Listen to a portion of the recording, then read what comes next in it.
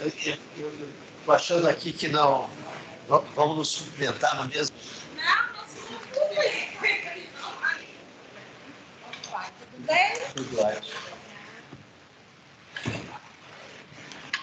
Doutora Jambi, nessa. O senhor quer que eu sente aonde? Onde quiser. Acho que as mulheres têm sempre preferência. Imagina. Senta aqui ou lá? Escolha é boa. Podia. Eu acho que lá vai ficar melhor, não? Um gremista. Até achei estranho que fundo com aquele slide vermelho. Não, mas é. Não entendi bem. Aí eu já estava e não vou. Tudo bom? Está no seu WhatsApp, doutor Alexandre. Obrigado. A hora que vocês me autorizarem, eu dou início. Tá. Se o senhor autorizar, eu dou início, tá? Perfeito. Vai entrar.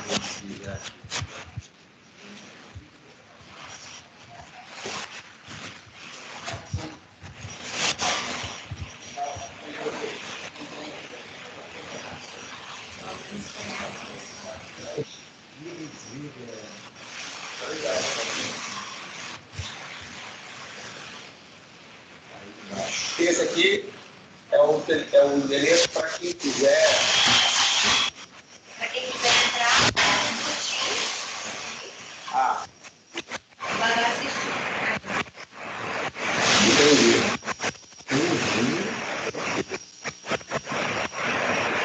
Vai ser gravado? Não. Sim. Ah, legal.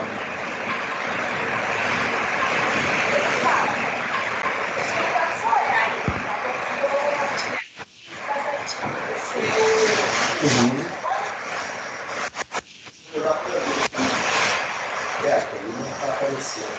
Só na tela dela. Aí sim. É isso mesmo. Agora pegou.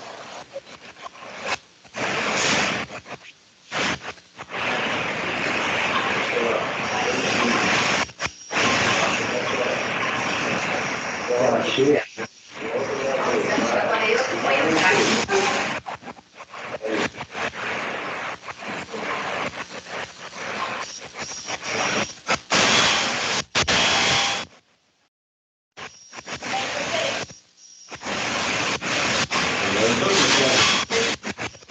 Quer desligar? Não, ele está aqui.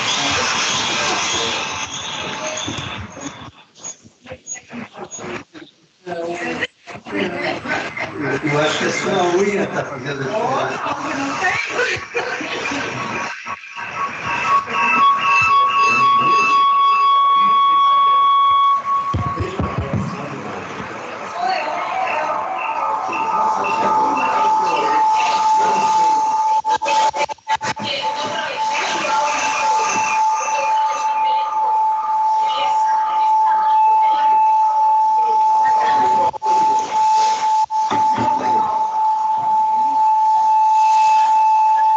A anotação não pode fechar, não. Oi? E aqui eu coloco, como é que fica?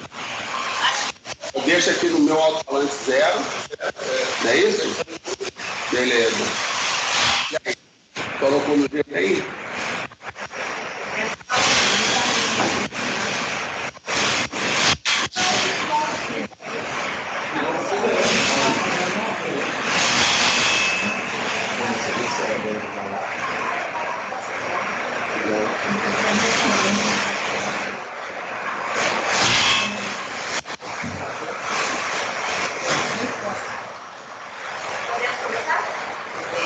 O palestrante, doutor Alexandre.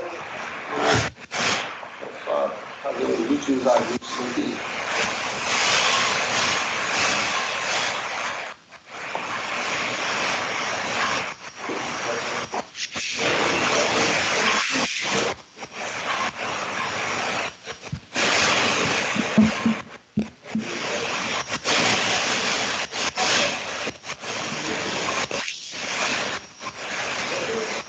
Só os últimos ajustes aqui.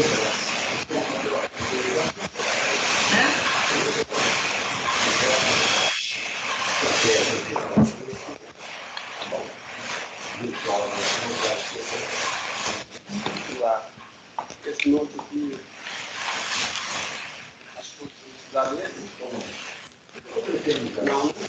Então, tudo certo. Agora é só até ajustar a tela aí, colocar uma tela cheia, o que ela vai fazer. É isso mesmo.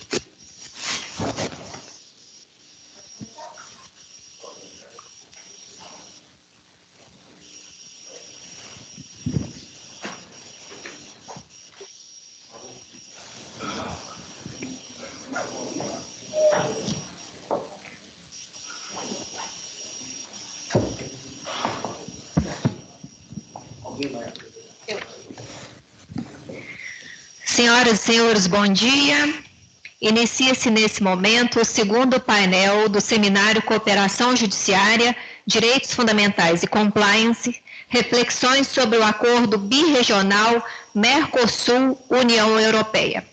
Nesta manhã, temos o prazer de receber na Escola de Magistratura do Tribunal Regional Federal da 6ª Região, o doutor Alexandre Ateniense, que é advogado, especialista em Internet Law no Berkman Klein Center na Harvard Law School, coordenador da Comissão de Direito Digital do CESA, Centro de Estudos das Sociedades de Advogados, membro da Comissão de Proteção de Dados Pessoais da OAB-MG, membro da Comissão de Direito Digital do IAB, Instituto dos Advogados do Brasil, instituição parceira do nosso evento, perito judicial na área de Tecnologia da Informação e Propriedade Intelectual. Para debater a palestra LGPD e Compliance, aspectos conexos com o acordo União Europeia e Mercosul, temos a honra de apresentar o Dr. Fábio Bockmann-Schneider, graduado em Ciências Jurídicas e Sociais pela Pontifícia Universidade Católica do Rio Grande do Sul, especialista de em Direito Internacional pela Universidade Luterana do Brasil, mestre em Ciência Política pela Universidade Federal do Rio Grande do Sul e doutor em Ciência Política pela Universidade Federal do Rio Grande do Sul, professor convidado na pós-graduação da Uniriter e no IMED. E também, como debatedora, temos a honra de receber a doutora Jamile Bergamachini Mata Diz, coordenadora do Centro de Excelência Jean Monnet da UFMG e da Cátedra Jean Monnet Direito UFMG, professora universitária da graduação e da pós-graduação, professora visitante em instituições estrangeiras, com pós-doutoramento pela Faculdade de Direito da Universidade de Lisboa, doutorado em Direito Público pela Universidade de Alcalá de Henares, mestrado em Instituições e Políticas da União Europeia pela Universidade Camilo José Cela, mestrado em Direito Público pela Universidade de Alcalá de Henares. Nesse momento, eu gostaria de agradecer a presença das autoridades presentes e a participação de suas excelências, as senhoras e senhores magistrados, membros do Ministério Público, procuradores, advogados, professores, servidores, a participação das senhoras e dos senhores que acompanham a transmissão dessa solenidade pelo Microsoft Teams. Sendo assim, eu tenho a honra agora de convidar o palestrante para proferir a palestra LGPD e Compliance, aspectos conexos com o acordo União Europeia-Mercosul. Muito obrigada, doutor Alexandre. Seja muito bem-vindo.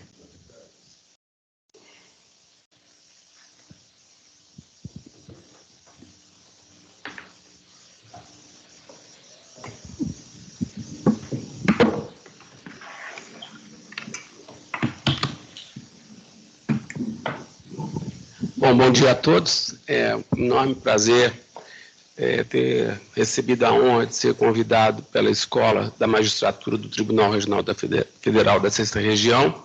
Gostaria de saudar inicialmente minha ex-contemporânea de faculdade, a presidente Mônica Cifuentes, no qual nós formamos juntos, e para mim é uma honra estar aqui debatendo sobre todo um tema no qual eu me dedico há mais de uma década. E também de poder estar dividindo essa mesa com o doutor Fábio Schneider, grande amigo de Porto Alegre, grande estudioso na área de Direito Internacional, no qual a gente já vem conversando sobre esse tema há vários meses, né? E agora chegou a hora da gente poder debater um assunto que realmente nos inquieta há bastante tempo. E não menos importante, não menos feliz de também poder compartilhar essa mesa com a professora Jamile, no qual nós estamos nos revendo há mais de 2 décadas. Foi fantástico essa chance, sobretudo porque ela tem uma experiência, vamos dizer assim, mão na massa em relação a esses acordos, o acordo Mercosul-União Europeia, por ter participado nessas rodadas de negociações. Eu acho que só isso por si só já vai abrilhantar demais o nosso debate aqui hoje. A minha preocupação, quando preparei essa apresentação hoje, foi no sentido de deixar vocês extremamente atualizados sobre qual é o estágio atual e quais são as expectativas, quais são os desafios, quais são os caminhos que a gente ainda tem pela frente em relação à concretização desse acordo, que com certeza vai ser de grande valia para todos, né? Então, nós estamos ainda no momento de algumas indefinições, porque já tivemos... Só pedir um favor. Estou sem retorno naquela tela ali, se você puder, se tiver condições de fazer, seria melhor para mim. Acho que está sem sinal, não sei se o problema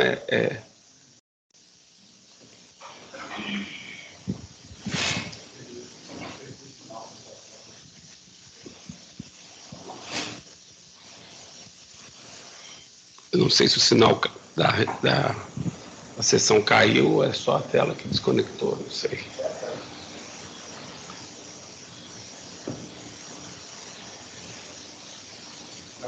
Maravilha. Não sei se é questão de deixar o temporizador para poder entrar com descanso de tela, acho que tem que desativar isso aí. Bom, mas então esse acordo já vem sendo engendrado há bastante tempo, sem dúvida alguma, talvez seja um dos acordos comerciais mais significativos já estabelecidos, sobretudo porque os 2 blocos hoje compreendem 780 milhões de pessoas e equivalente a 25% do PIB mundial, não é pouca coisa, e a conexão com esse tema hoje aqui vem em razão do momento que nós vivemos. Ou seja,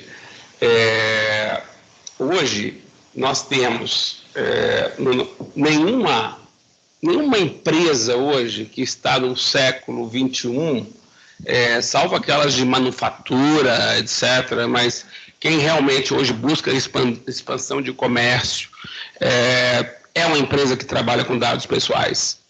É impossível não ser uma empresa que trabalha com dados pessoais. Caiu o sinal de novo. Então, o que acontece? Hoje, discutir a regulamentação da proteção de dados pessoais não é uma pauta local nem federal, é mundial. Nós já temos cerca de 130 países que têm uma regulamentação a esse respeito. Nós estamos chegando quase a 90% dos países do mundo que já têm a sua própria regulamentação de proteção de dados pessoais. As exceções são os países totalitaristas, que efetivamente, por justificados motivos, não querem essa regulamentação. Muito embora países como a China já estão bastante avançados em relação a essa questão da proteção de dados pessoais. E aí que vem o primeiro impasse, a questão que envolve a situação que se encontra hoje a União Europeia em relação ao Mercosul nesse ponto. A inspiração da legislação brasileira é totalmente europeia, vem da GDPR. E não haveria de ser diferente, porque foi da União Europeia a primeira iniciativa a respeito de regulamentação, seguindo de Hong Kong, isso pelo menos 20 anos antes de algum país do Mercosul ter o seu marco regulatório a respeito disso. Pois bem, 20 anos de mudanças culturais representa muita coisa. Então, os Estados Unidos, tive a oportunidade de estudar lá, não vê com o mesmo nível de proteção a questão da privacidade em comparação com os países da União Europeia, que são muito mais protetivos. Estados Unidos prevalece, o mercado se autorregulamenta. E, consequentemente, até pelo federalismo norte-americano, nós temos legislações que estão aos poucos acontecendo, mas em cada estado, algumas com abrangência muito menor do que a nossa do Brasil. Por exemplo, a Califórnia, alguns anos atrás, aprovou a CCPA, que é uma legislação válida apenas para o estado da Califórnia, apenas em relação à utilização de dados pessoais para fins de marketing digital. Ora, se compararmos com a LGPD, nós temos uma abrangência de proteção muito além da utilização de dados para marketing digital. Então, não serve como exemplo para que a gente possa chegar a essa situação comparativa. Mas o que se almeja é uma harmonia. As leis de proteção de dados pessoais são essencialmente transnacionais. E é muito simples explicar isso. Imaginemos quais são as empresas que precisam, aqui no Brasil, por exemplo, que precisam aderir à Lei Geral de Proteção de Dados Pessoais. Imaginemos um resort na costa da Bahia, que vende seus pacotes para o mundo inteiro, dentre eles a União Europeia, Japão, Austrália, todos esses países já têm uma legislação. E é necessário que esse resort entenda qual é a situação de regulamentação que cada um desses países são blocos comerciais. Da mesma forma, se essas empresas não entendem que prestam serviços de cidadãos, tratam dados pessoais de cidadãos estrangeiros, da mesma maneira, elas querem se inserir nesses mercados, e para poder inserir nesses mercados, vão ter que, obviamente, se preparar para poder alinhar a maneira como tratam dados pessoais. Então, as empresas tratam dados pessoais. Se eu pudesse dizer para vocês, a mesma forma como eu me refiro a alguns clientes que o escritório, para poder se adequar à Lei Geral de Proteção de Dados, hoje a gente já tem experiência de mais de 40 mil horas de consultoria, 8 ramos diferentes de economia. O que é o grande desafio que se afigura? Mudança cultural. Mudança cultural sem precedentes. Mudança cultural relativa à forma como se trata o dado pessoal. Mudança cultural que vai impor mudanças no modelo de negócio. Isso atinge desde o presidente da empresa, desde o presidente de uma autarquia, de uma empresa pública, de um tribunal de justiça, por exemplo, até mesmo o funcionário que trabalha com lixo, porque ali também mora o perigo em relação a manusear dados que precisam ser descartados com total segurança. E nem sempre é isso que acontece. Então, a preocupação da gente encontrar uma solução harmônica para uma legislação transnacional, ela, óbvio, faz a interseção com o tema do nosso debate aqui hoje. Então, não há como imaginarmos que vamos suprir a lacuna da diferença cultural de pelo menos 20 anos em poucos meses ou em poucos anos. É muito mais. Ainda é um longo caminho a se percorrer. E no caso do Brasil, ainda tem uma particularidade que nós saímos em defasagem. Quando foi aprovado, não digo a última versão, mas a penúltima versão da Lei Geral de Proteção de Dados na União Europeia, GDPR, alguns países da América do Sul que pertencem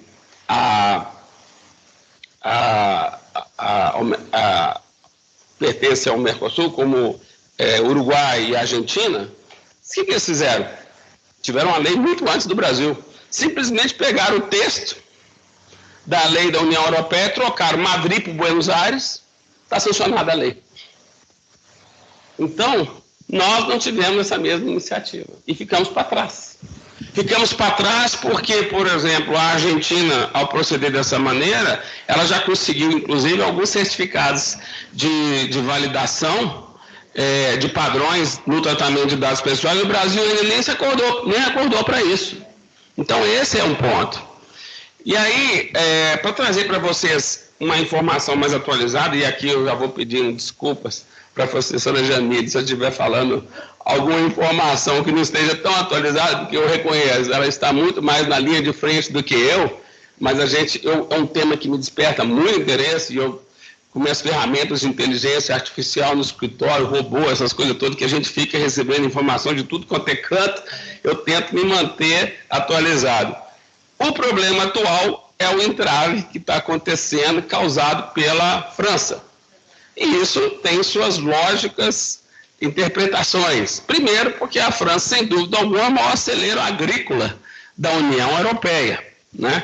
Então, nessa foto que nós estamos vendo aí, a confraternização do Lula com o Macron, o pano de fundo aqui é uma briga de foice.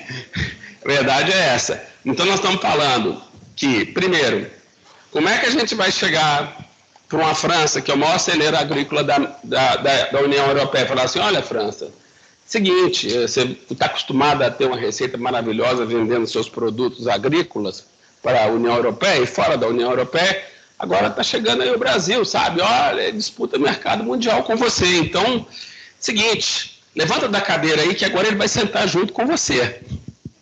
Não é fácil. Então, obviamente, a França vem com discussões, questões ambientais, se vamos cumprir metas climáticas e ambientais no Mercosul, a questão da diferença entre os direitos trabalhistas que existem na União Europeia, sobretudo um país com a legislação tão minuciosa em termos de sindicatos, que a gente vê essas revoltas todo dia acontecendo pela televisão, de grandes discussões. Você imagina o nível de maturidade que existe na cultura francesa em relação a sindicatos, direitos trabalhistas, e, obviamente, eles não querem ser prejudicados em relação à flexibilização do regime trabalhista nos países do Mercosul. A questão, óbvio, da segurança alimentar, sanitária dos produtos, isso já é uma preocupação que já vem de anos, né? Em qualquer outro mercado, como é o caso da Arábia Saudita, que muitas vezes para de comprar produtos porque não passa do controle de qualidade.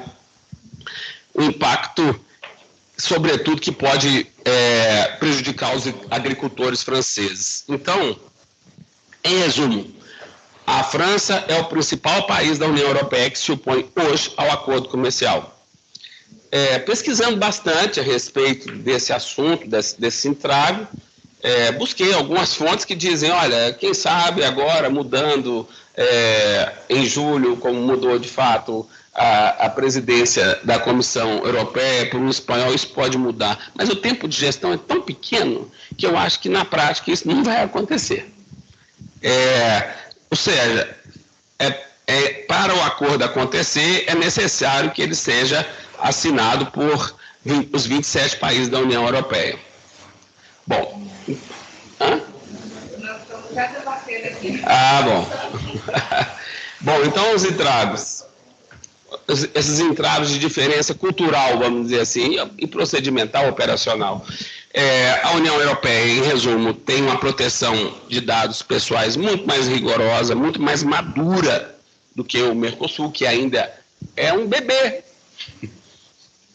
né?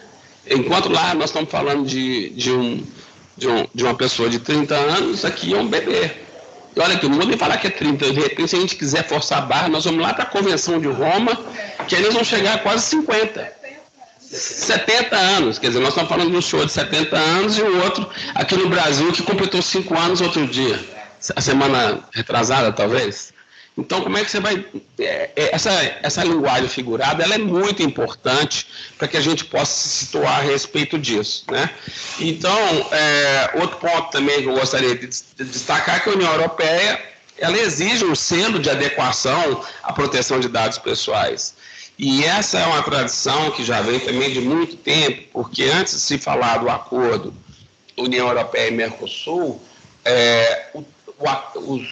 os acordos comerciais que envolvem transferência de dados pessoais entre União Europeia e Estados Unidos já existia há bastante tempo, como é o caso do Safe Harbor, que é uma maneira de ter uma legislação protetiva para que dê segurança ao cidadão europeu da maneira como qual as empresas dos Estados Unidos vão tratar esses dados e vice-versa, né? Então, para caminhar nesse sentido, a União Europeia e o Mercosul, elas precisam chegar a um acordo sobre esse selo de adequação. Então, hoje, nós não temos, vamos dizer, uma negociação em bloco sobre esse selo de adequação que possa já gerar resultados num curto espaço de tempo. Porém, como a Argentina já começou antes, ela já conseguiu isoladamente obter esse selo em detrimento de qualquer outro país do Mercosul. Então, a importância desse selo é garantir que os dados pessoais dos cidadãos europeus estejam protegidos quando forem transferidos para o Mercosul. Ou seja, de um impacto direto na relação comercial que se forma entre os dois países sobre esse tema, né? Então, veja, qual que é a relevância, então, da gente estar aqui hoje discutindo esse assunto? Primeiro, é que um dos princípios do acordo é manter o diálogo político, cooperação e livre comércio. Se isso acontecendo, é óbvio que, por consequência, nós vamos aumentar um fluxo de dados pessoais entre empresas que querem, entre esses blocos comerciais que querem aumentar esse fluxo, né, para que essa abertura comercial de fato aconteça, garantindo a tutela sobre a privacidade e os direitos que passam a ser regulamentados na grande maioria dos países do mundo. Só para vocês terem ideia, pelas informações que eu obtive, nessa relação bilateral, aliás, entre Brasil e União Europeia, em 2022 atingiu 50,9 bilhões de dólares e vem crescendo vertiginosamente, porque a marca, em relação à diferença entre 2021 e 2022, foi um aumento de quase 40%. Então, é necessário que as empresas brasileiras, os órgãos públicos, sobretudo, e cá entre nós agora eu vou abrir um parêntese, eu acompanho diariamente todas as decisões que saem da Autoridade Nacional de Proteção de Dados, que muito é questionada. Eu vou confessar para vocês, acho que o momento da Autoridade Nacional de Proteção de Dados ainda não ter aquele desenvolvimento no qual imaginávamos, embora ela já tenha feito muito, porque criar uma autarquia em Brasília não é uma tarefa fácil, sobretudo porque até o quadro de funcionários eles não poderiam contratar, eles teriam que pegar de outros ministérios que tinham uma especialidade em relação a isso, mas eu acho que tem um viés político em relação a esse assunto, porque toda a diretoria da Autoridade Nacional de Proteção de Dados é vinculada diretamente ao governo anterior. Então, ainda que numa forma velada, me parece que o atual governo está deixando sangrar, algumas vezes, as atividades, o desempenho, a estruturação. Prova disso que o Conselho de Proteção de Dados Pessoais criado nunca se reuniu. E todo mundo, eu tenho vários amigos que ali têm assento e perguntam, quando é que vai ter a primeira reunião? Ninguém sabe responder.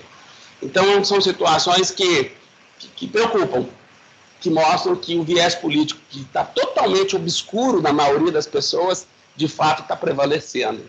E, além disso, essa questão de mudanças, sobretudo no tocante às empresas públicas, é muito grave. Se a gente for analisar os 10 primeiros que saíram na imprensa que foram investigados, mais de 50% são empresas públicas. Então, eu vou explicar daqui a pouquinho a respeito da diferença que tem entre um país ter uma Autoridade Nacional de Proteção de Dados e uma agência de proteção de dados. Que aí vocês vão notar como é que a gente precisa subir um degrau em termos de independência deste órgão para que seja possível fazer com que a proteção tenha total autonomia por parte desse órgão fiscalizador, inclusive quando a situação envolver empresas públicas, porque são elas, posso te dizer com absoluta segurança, pela experiência que eu tenho, que hoje violam mais dados pessoais. E não se sentem muito pressionados com isso. Sinceramente, tenho exemplos, inúmeros exemplos que eu posso citar quanto a isso. Então, nós temos que lutar contra essa diferença cultural, né? Voltando, se a gente for, vamos dizer assim, ter uma análise, vamos dizer, conservadora, a gente pode dizer que em relação à proteção de dados pessoais, o marco inicial seria em 1979. Se a gente quisesse um pouquinho mais ousado, a gente vai mais para trás ainda. Agora, no país, o primeiro marco regulatório do Brasil, do Mercosul, foi a Argentina, no ano de 2000, naquele exemplo que eu acabei de citar. Então, são, no mínimo, 21 anos de diferença cultural sobre a tutela dos dados pessoais, para não falar mais.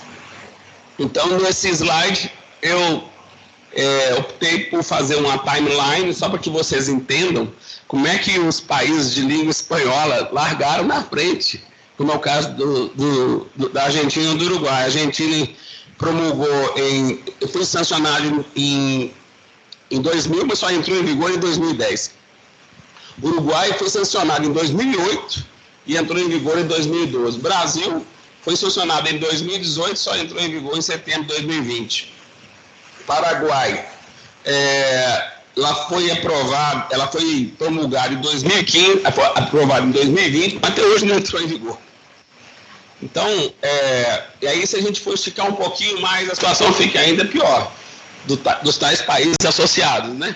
Então, nós temos a Bolívia, que só promulgou em 2022, o Chile em 1999, a Colômbia mais anterior, 2012, Equador 2022, Peru 2011. Agora você pega Venezuela, Suriname, outros países que estão, nem tem legislação. Então, é importante a gente estar ciente dessas diferenças que existem entre a legislação em vigor em cada país. Porque o que se busca, na verdade, é uma harmonização. Então, não é só a preocupação em relação à promulgação da lei, mas a promulgação da lei, a vigência da lei, ela é um sinal do grau cultural que cada país está para poder diminuir as diferenças em relação à União Europeia, que está muito na nossa frente em termos culturais.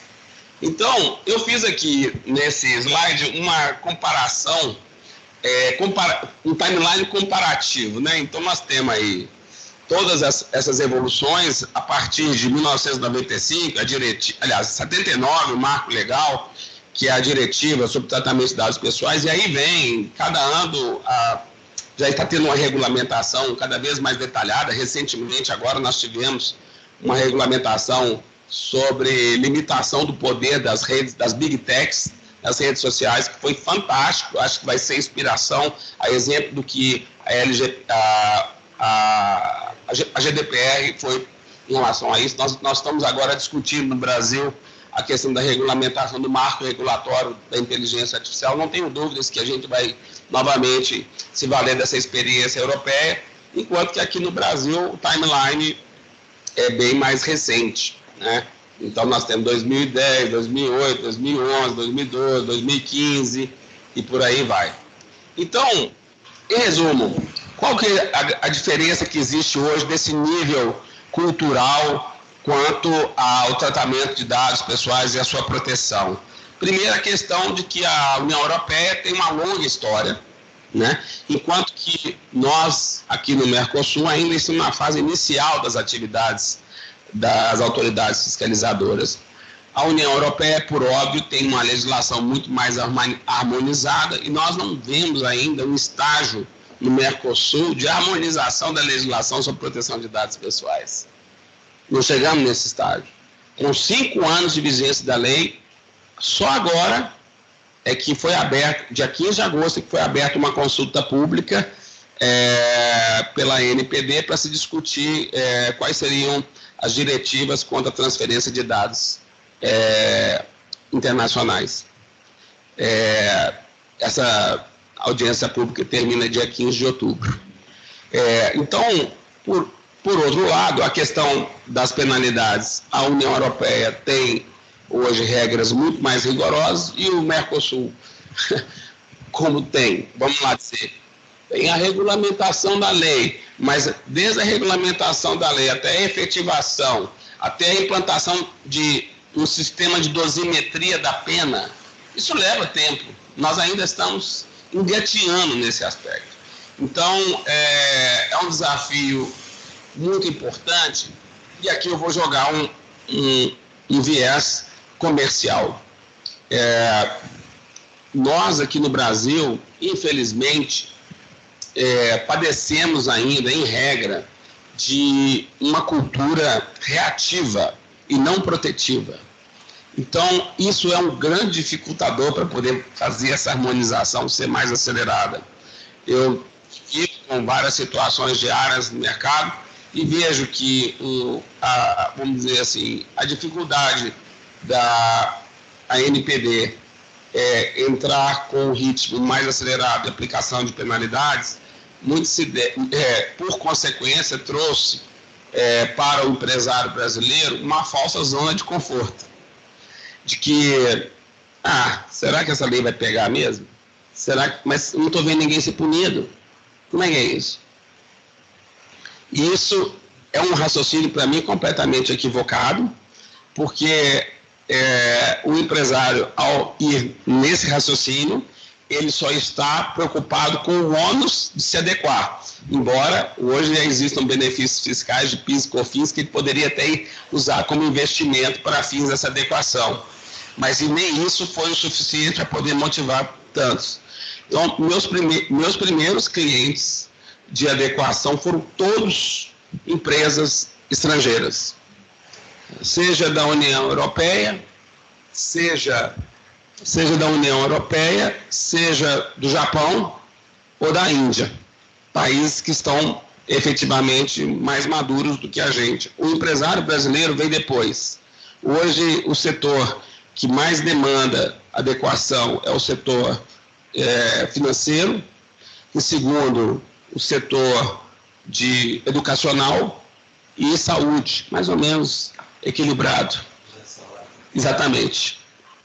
Bom, então, o que seria o desejável é que o empresário brasileiro, as empresas públicas entendessem, gente, aderir à cultura de proteger os dados pessoais, dar publicização quanto a isso, é um diferencial competitivo.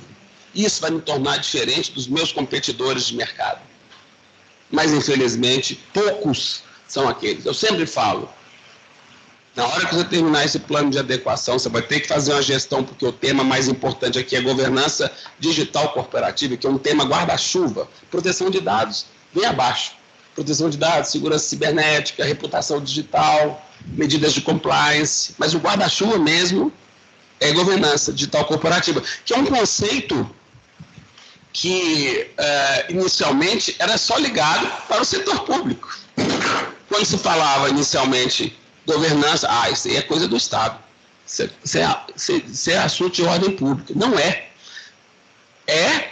Não é apenas, é também governança digital corporativa, que exige uma série de mudanças para poder tornar a empresa diferenciada. Então, quando um cliente termina um trabalho de consultoria, que pode durar aí vários meses, eu quero dizer para ele, agora é a hora de você publicizar lá no seu site que você respeita o tratamento de dados pessoais, porque eu tenho certeza que os seus concorrentes assim não fazem.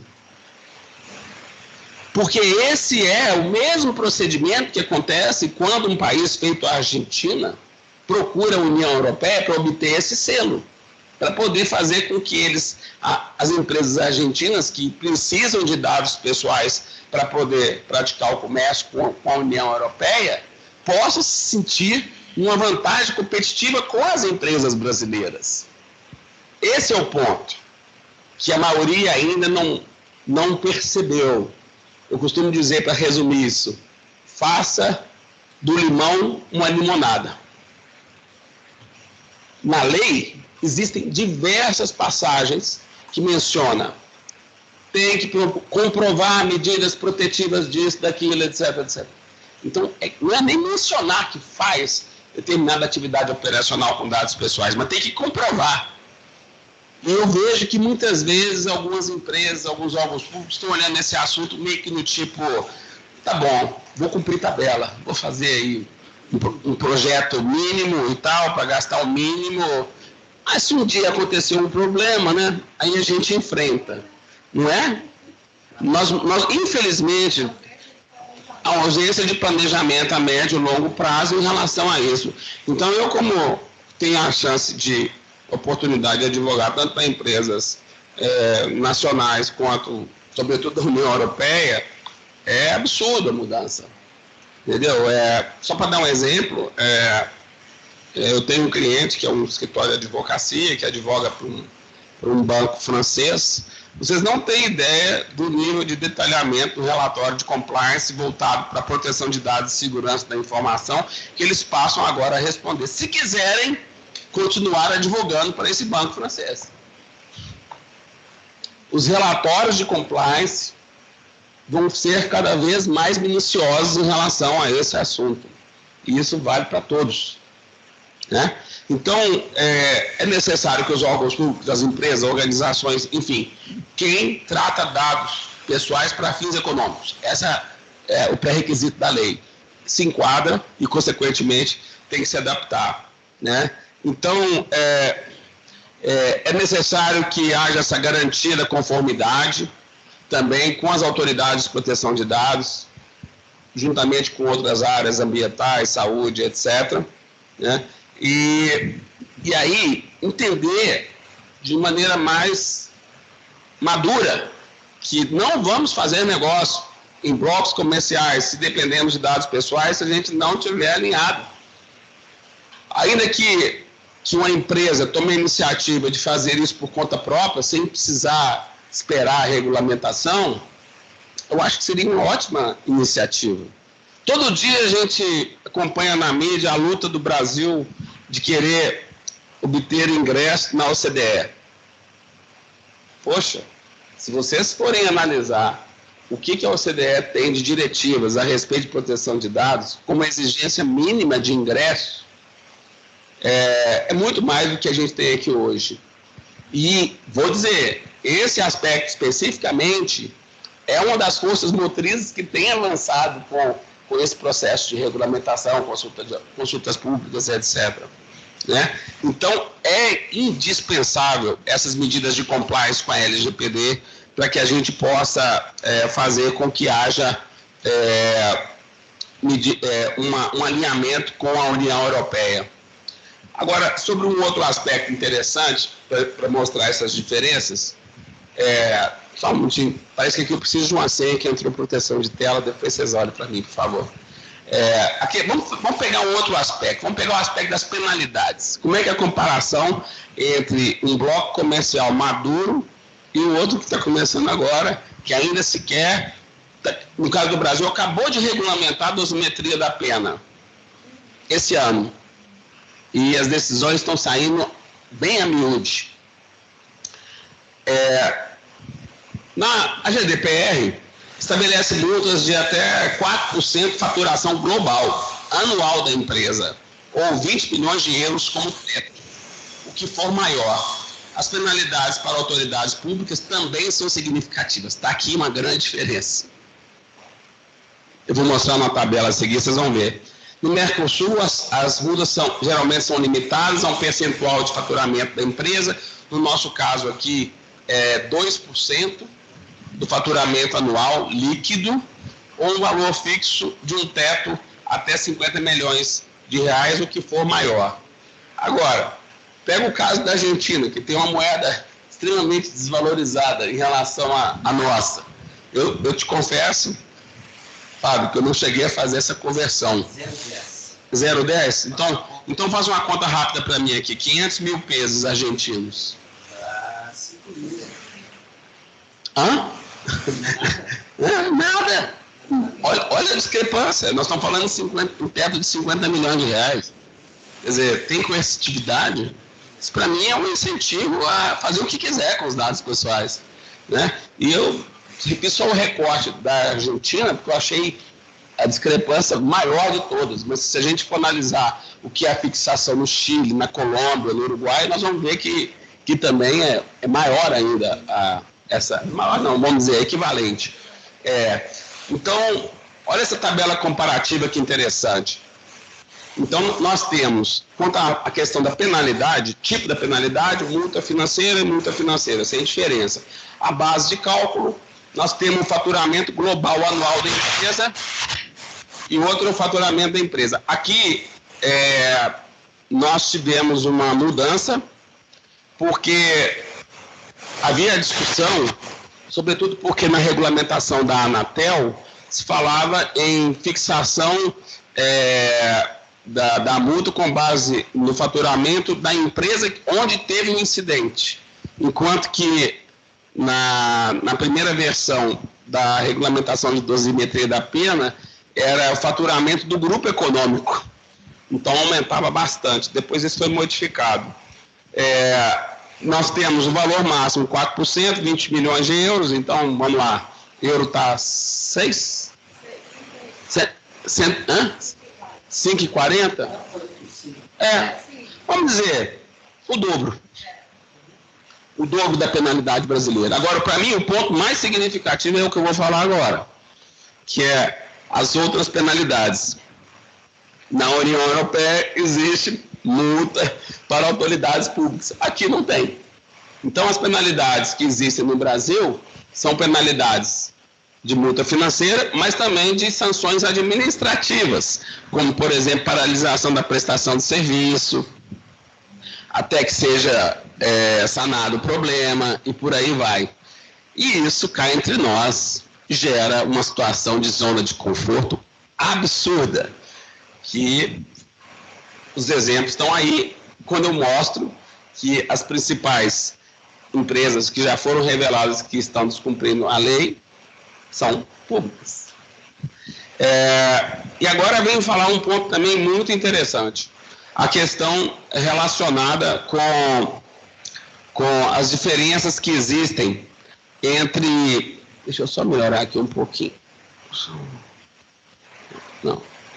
As diferenças que existem entre o que é uma autoridade e o que é uma agência de proteção de dados pessoais. Muitas vezes as pessoas até confundem na hora de falar a NPD é uma autoridade. Não é. A NPD é uma agência. Aliás, desculpa, confundi. Falam que a NPD é uma Agência Nacional de Proteção de Dados. Não é, é uma autoridade. Qual que é a diferença? O nome é parecido. A agência é um órgão do governo responsável por uma função específica. No caso nosso aqui, é uma autarquia. Começou vinculado ao presidente da República. Lembra-se disso? E aí depois modificou. E a autoridade já é diferente, é um nível de maturidade maior. É um órgão independente responsável por proteger os dados pessoais. Então, quais são as diferenças mais marcantes? Independência, obviamente, porque se você não é um órgão vinculado ao governo, você pode nomear pessoas com mais independência para poder tomar sanções punitivas ou corretivas. As competências, né? Já que as agências normalmente, aliás, as autoridades têm um escopo muito mais amplo de competência do que as agências, e os recursos, que normalmente faz com que a autoridade tenha mais recursos do que a própria agência. Então, a NPD é uma autoridade, pois tem independência do governo federal em termos. Eu até citei essa questão relacionada à atual diretoria, que mostra que o aspecto político ainda está bem vigente. Então, as medidas, os desafios que a gente tem para harmonizar essas normas é que qualquer situação hoje que volta, que trata de regulamentação de proteção de dados, acontece muito mais rápido na União Europeia do que aqui.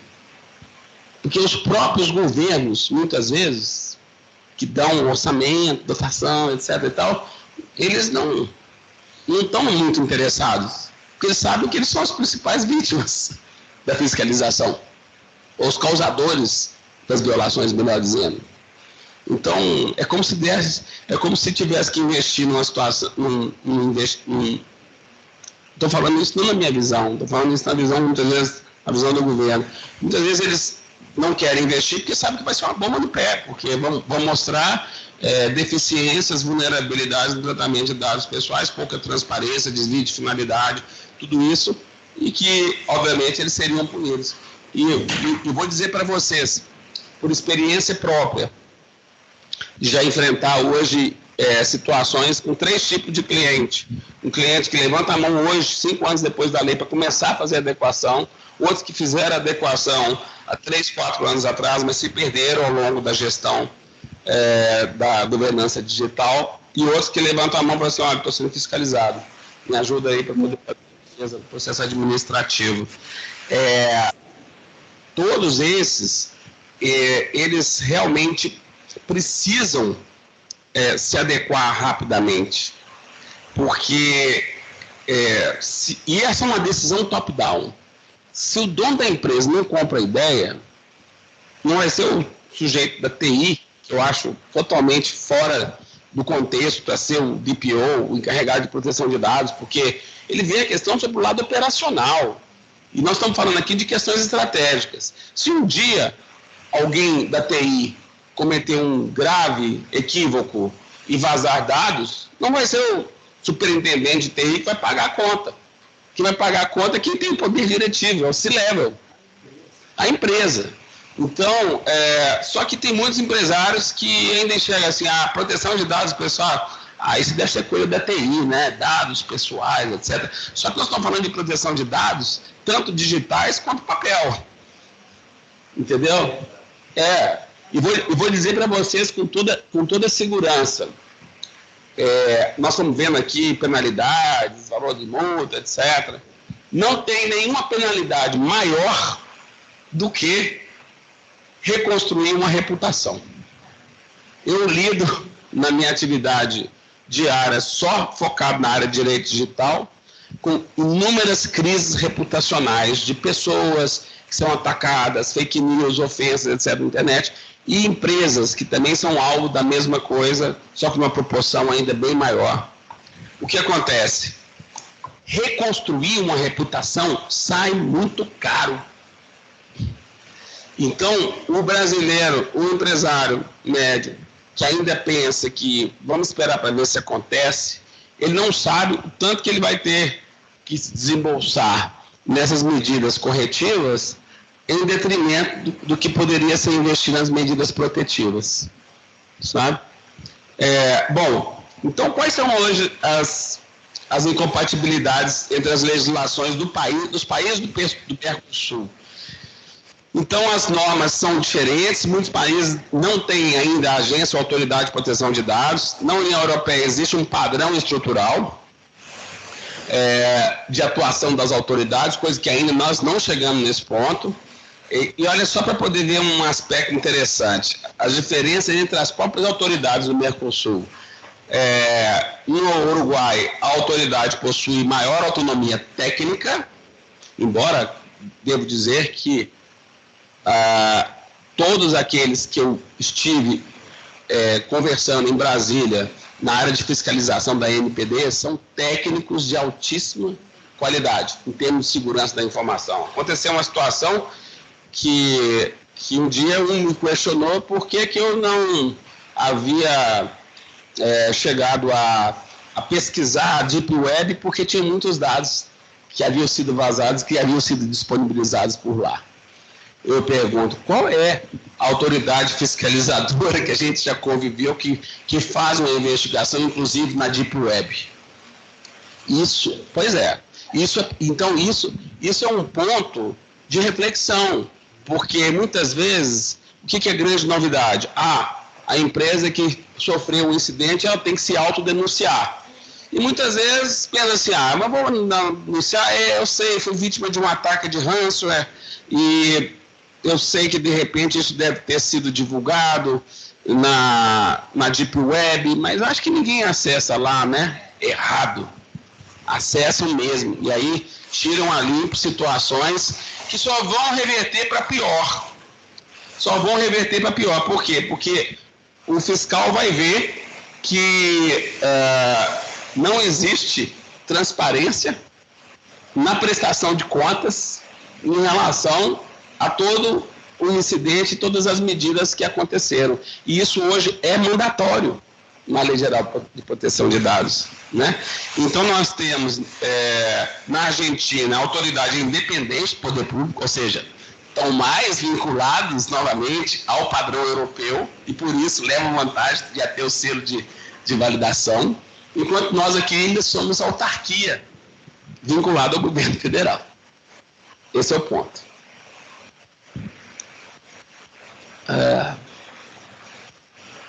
Vamos lá. Garantias adicionais. Aí eu já vou entrando um pouco mais dentro da GDPR para poder mostrar como é que nós temos ainda desafios para poder fazer essa adequação, né? Então, o artigo 46 da GDPR trata das transferências internacionais de dados pessoais. Então, é um instrumento vinculativo, com força executiva, é aplicável às empresas, tem cláusulas tipos que tem que ser incluído em tudo quanto é contrato, para poder fazer a garantia de prestação de contas, de transparências, onde há contrato de vínculo entre o controlador e o operador de dados pessoais, né, um contrato de prestação de serviço. A empresa não pode simplesmente fazer um contrato qualquer, ela tem que pegar aquela cláusula padrão editada pela União Europeia e colocar no contrato. E eu vou dizer com toda a experiência que eu vejo. Eu já devo ter revisado mais de uns 5 mil contratos de prestação de serviço há 5 anos atrás, junto com a minha equipe. Existem muitas empresas que, para poder, aspas, cumprir tabela, mandam uma minuta de um contrato entre controlador e operador, fala assim, só falta falar assim, não, as partes se reconhecem que vão cumprir a Lei Geral de Proteção de Dados. Pô, isso não precisava nem escrever em cláusula contratual, isso é uma lei.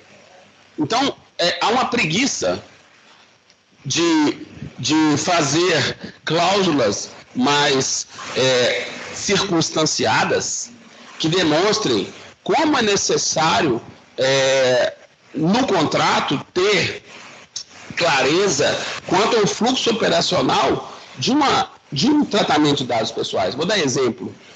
Imaginem vocês que existe um hospital, um plano de saúde, uma empresa conveniada. É um contrato tripartite. E ora, um assume o papel de controlador, outro hora de operador e vice-versa. Se você não tiver nesse contrato uma clareza para saber a identificação de cada fluxo operacional e deixar só com essa cláusula que eu já vi, inclusive, várias empresas da área de saúde grandes colocarem um contrato mega genérico, na hora que estourar o problema, você vai recorrer ao contrato, você vai conseguir identificar, por exemplo, onde é que teve o problema, quem foi responsável direto? Não, porque o contrato não trata nenhuma prestação de contas em relação a isso. E o operador, ele é obrigado a prestar conta dentro do limite estabelecido pelo contrato. Então, qual é o embrólio que se forma em relação a isso? É que o problema acontece, eu vou dizer para vocês, 100% dos casos em que eu já enfrentei de vazamento de dados foram causados por operadores, que têm um nível de adequação muito menos rígido do que o próprio controlador. E o controlador não consegue exigir dele uma série de requisitos operacionais, que deveriam ser indispensáveis até mesmo para, se for o caso, trocar de operador. Consequentemente, quem é que vai pagar a conta na hora que acontece o problema? O controlador, porque ele é o mais visível, obviamente. E aí ele vai se recorrer do contrato, vai ver um contrato totalmente genérico, e ele vai ficar na mão, porque ele vai pagar e não vai conseguir exercer o direito de regresso, porque o contrato é cheio de falhas. Então, veja, hoje a NPD ainda não tem essa característica da União Europeia de ter esses compromissos vinculativos de cláusula tipo padrão. Então, hoje aqui, o que eles querem, a maioria quer assim, não, tem um contrato padrão aí de controlador com operador? Não, pelo menos uma cláusula padrão você tem, né? Gente, é uma análise que tem que ser feita casuisticamente, porque você tem que identificar todo o fluxo operacional, ou seja, desde o momento em que o dado é obtido até o momento que ele é descartado, né? Então, é necessário também ter a certificação com vários compromissos vinculativos. Então, vou dar exemplo aqui. Não existe ainda acordo entre autoridades públicas quanto ao tratamento de dados, não existe normas corporativas globais de proteção de dados, não existe ainda essas cláusulas tipo de proteção de dados que já existem na Comissão Europeia, não existe código de conduta também já aprovado e também certificação. Então, aí vem um ponto muito importante, que é a questão da decisão da adequação. A adequação é um pressuposto importantíssimo, porque se não existe um selo de adequação por parte de um país, consequentemente ele vai ficar extremamente prejudicado. Ou seja, o que é o selo de adequação? É um reconhecimento, né, da União Europeia de que um país terceiro ou um organismo internacional assegura que tem um nível adequado em relação ao que é exigido pelo regulamento europeu, né? Então, nós temos esses requisitos que nós não temos em muitos países do Mercosul. E aqui eu trouxe 2 exemplos. Olha, nós já tivemos países terceiros fora da União Europeia que conseguiram esse selo de adequação. É o caso da Suíça, do Canadá, do Japão, da Coreia do Sul e Argentina.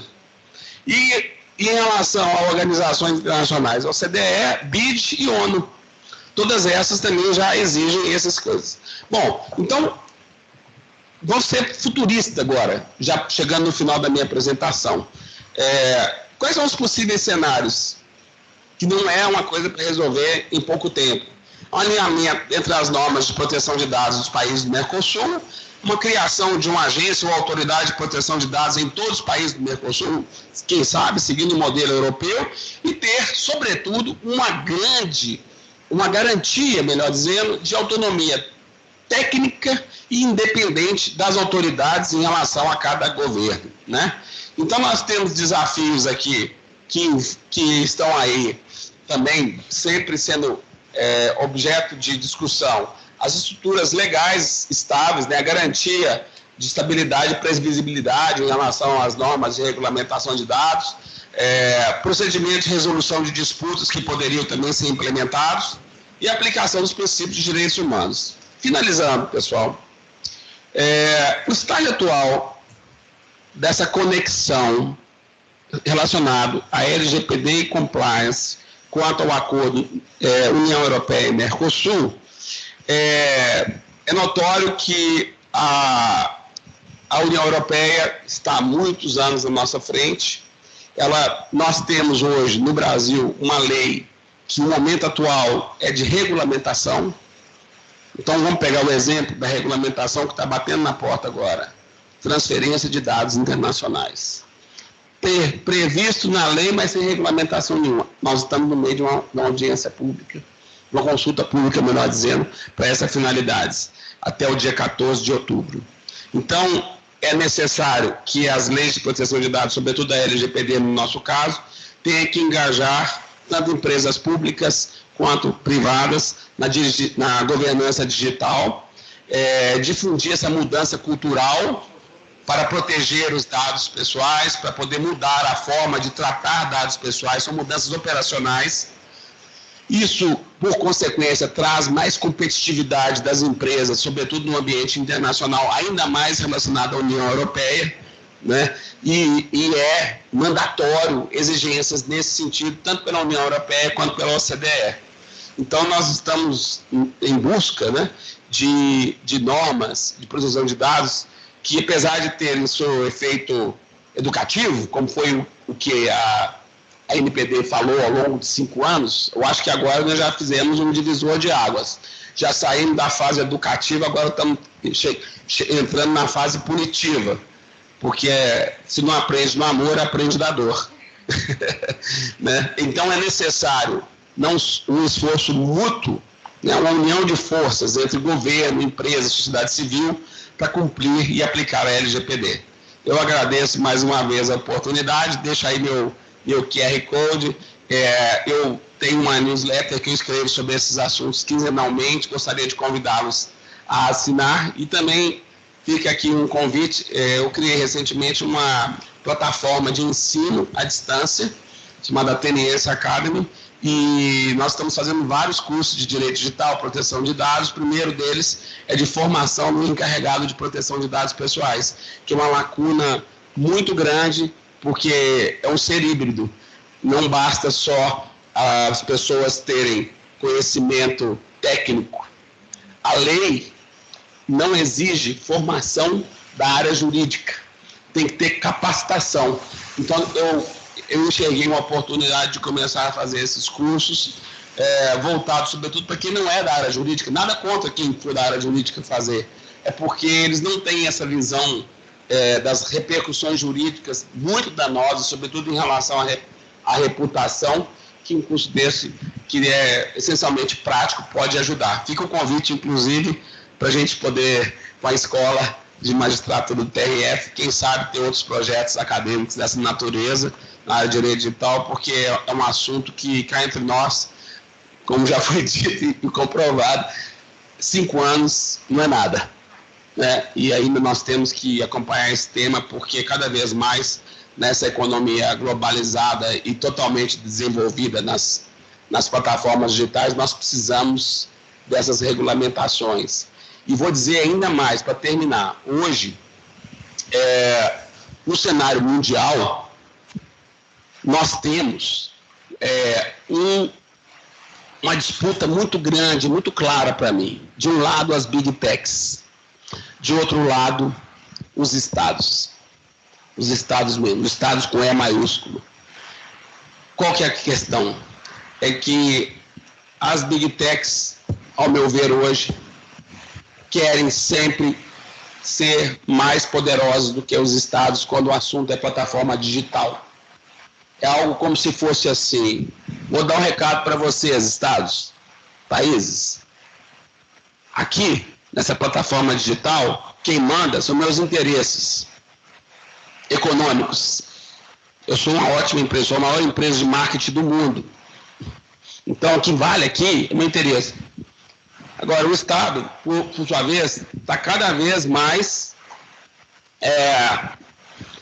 vamos dizer, diminuído em exercer sua jurisdição quando o assunto ocorre nas plataformas digitais. Porque eu tive um professor em Harvard, Lawrence Lessig, ele inclusive foi até candidato à presidência dos Estados Unidos pelo Partido Democrata, mas morreu mas perdeu nas primárias, que dizia o seguinte: o código é a lei. Quem tem o código de programação na mão faz a lei. Então, é a hora da gente ter uma reviravolta nesse cenário. Porque, gente, eu vivo diariamente enfrentando ações no judiciário relacionadas aos desmandos das Big Techs. As Big Techs, sem dúvida alguma, tratam o judiciário brasileiro num autêntico escárnio. Eu tenho casos em que demoram 30 meses para cumprir uma ordem judicial. Recentemente, 12 meses. Então, e o que as pessoas não conseguem entender é que tem aqui um site na internet muito interessante que compara o PIB dos principais países do mundo com a receita das Big Techs. Vou só jogar um desafio para vocês aqui, que vocês vão ficar bem interessados. Fábio, vou te fazer um desafio. É a sexta. Não, vamos lá, para os dois. O Google apresentou o seu balanço trimestral dia 31 de março desse ano. Eu queria um chutômetro, tá? Qual o país que tem o PIB equivalente à receita do Google nos últimos 12 meses? Só os 5 primeiros. Então me dá o nome. Estados Unidos. Não, mas Estados Unidos aí já está no patamar. Estados Unidos, China, Pois é, mas você tem que acertar um. Alemanha. Alemanha? Professora? Rússia. 1,256 trilhões de dólares. Então, hoje, quando a gente luta contra uma Big Tech na justiça, nós estamos lutando contra a Rússia. Só que o judiciário brasileiro, infelizmente, não tem essa noção. E essa situação toda vai ficar pior se a gente não conseguir regulamentar a inteligência artificial. Porque o poderio que já existe hoje, nessa desigualdade entre Estado e Big Tech, só tende a aumentar. Então, os Estados têm que regulamentar sim, porque senão, cada vez mais, o exercício das leis perante uma população em um território geograficamente definido vai ficar cada vez mais mitigado. Era esse o recado que eu queria deixar, espero que vocês tenham gostado e coloco à disposição para qualquer pergunta futuramente. Obrigado. Muito obrigada, doutor Alexandre. Representando o diretor da Escola de Magistratura, doutor Gregory Moura, e o vice-diretor, doutor Pedro Felipe, eu agradeço a sua palestra e eu passo a palavra agora para os debates. Bom dia a todos e todas. Eu gostaria de agradecer aqui o convite da Escola da Magistratura, do TRF6, estando na figura da doutora Francine, como o doutor Gregory, agradecer também, né, a presidência do tribunal, na figura da nossa querida, né, doutora Mônica Cifuentes, e eu não vou atrapalhar a apresentação do professor Fábio, eu só gostaria de fazer um breve comentário, né, até porque a minha especialidade maior, professor Alexandre, é União Europeia, né, nós temos um centro de estudos financiado, inclusive, pela Comissão Europeia. É um centro de estudos independente, ainda que a gente tenha o financiamento, porque ele é acadêmico, e já é o 4º projeto que nós temos financiado pela União Europeia. E aí tem duas questões que eu gostaria só de enfatizar um pouco, a raiz da fala, né, brilhante do professor ateniense, que é a questão da extraterritorialidade. Né? E o professor ateniense começou justamente falando da questão ambiental. Contudo, a extraterritorialidade hoje, ela não é só relativa à questão ambiental, é praticamente tudo, né? Dados, o regulamento mesmo, ele tem um caráter eminentemente extraterritorial, né? E a gente tem discutido muito isso no âmbito da academia, com outros pesquisadores, inclusive internacionais, todos eles catedráticos Jean Monnet, né, que os catedráticos Jean Monnet são considerados os grandes especialistas em direito europeu, que é, né, o que nós fazemos hoje. Então, uma das questões que se levanta em relação à extraterritorialidade é o limite. Né? Qual seria o limite que nós temos para que uma regulação externa possa influenciar internamente, como é o caso, sem ofender, e aí não é uma palavra minha, é uma palavra inclusive da audiência pública que a Câmara fez semana passada em relação ao regulamento do desmatamento. Né? Na mesma toada, vamos colocar assim, que o regulamento da proteção de dados. Então, nós estamos vendo que a União Europeia ela é uma grande reguladora e uma reguladora que cada vez vem influenciando mais, né, fora da União Europeia. Para fora da União Europeia. Até trouxe um livro que ele é específico, né? A gente escreveu aí na editora Springer, coordenado por vários professores europeus, porque agora a União Europeia ela cada vez atua mais para fora. Isso não é um problema. Né? Gente, eu sou muito pragmática, então eu digo o seguinte, cada um determina as regras que melhor lhe convém. Claro. Só que, como o professor colocou bem aqui, se trata de vantagem competitiva, de mercado, nós estamos falando de mercado. Então, obviamente, que há uma pressão europeia para uma regulação que atenda os interesses da Europa, em todos os aspectos, não é só em proteção de dados. Nós no regulamento novo do desmatamento, a União Europeia quer colocar geolocalizadores na propriedade. Em qualquer lugar. Porque ela quer comprovar, né, que quando ela compra, o produto pode ser rastreado, tem a rastreabilidade, Ela quer ter informação cair no colo dela. Exatamente. Não é? Por isso que a Câmara dos Deputados, semana passada, chamou essa audiência pública, porque, afinal de contas, qual é esse limite? Porque, obviamente, quem tem o poder estipula as condições. E nós temos que entender... Olha só que interessante, professor.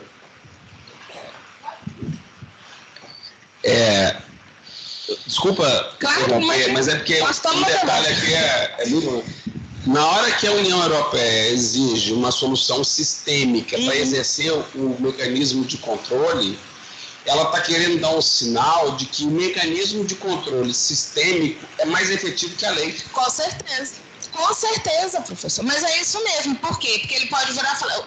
O Brasil chega e fala, não, eu adequei ao regulamento de proteção de dados. Não, aí tem um outro regulamento que nós já escrevemos sobre ele, que é o caso da madeira. Mesma situação, rastreabilidade. Inclusive, esse regulamento novo do desmatamento, muita pressão do Macron, ele veio à raiz do regulamento madeira, que já existia com a due diligence, com todas as...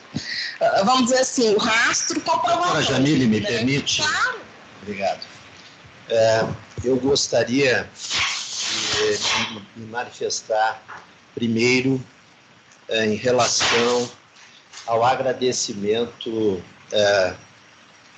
de participar desse evento, da honra de estar aqui com o doutor Alexandre, com a doutora Jamile, de dizer que o doutor Alexandre trouxe vários aspectos para que nós possamos debater.